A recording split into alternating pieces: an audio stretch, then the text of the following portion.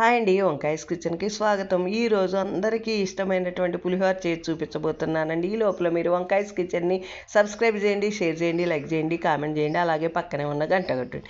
అదేనండి సేమియా పులిహోర. దీనికోసం ఒక గిన్నెని పొయ్యి మీద పెట్టుకొని నీళ్లు పోసుకొని ఆ నీళ్లు మరిగిన తర్వాత ఉప్పును, కొంచెం పసుపు, అలాగే కొద్దిగా నూనె వేసి ఆ తర్వాత సేమియా వేయాలి. కొద్దిగా ఉడికిన తర్వాత ఒక్క ఉడుకు రానిచ్చి దాన్ని వడకట్టుకొని దాని మీద కొద్దిగా సన్నీళ్ళు పోసుకోవాలి. దానివల్ల ఏంటంటే విడిపోతుంది అనమాట. ఆ తర్వాత మూకిట్లో నూనె వేసుకొని పచ్చిమిరపకాయలు వేసుకొని పచ్చిమిరపకాయలకు సగం వేగిన తర్వాత ఆవాలు, జీలకర్ర, మినప్పప్పు, అలాగే పచ్చిశనగపప్పు వేసుకోవాలి. దీంట్లో కొద్దిగా అయినా సరే జీడిపప్పు వేసుకోవాలండి. ఆ జీడిపప్పు చాలా టేస్టీగా ఉంటుందన్నమాట.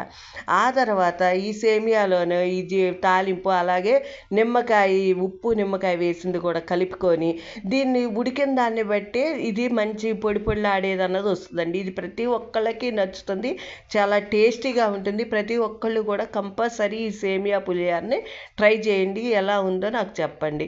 ఇది ఎంత టేస్టీగా ఉంటుందంటే అంత బాగుంటుంది.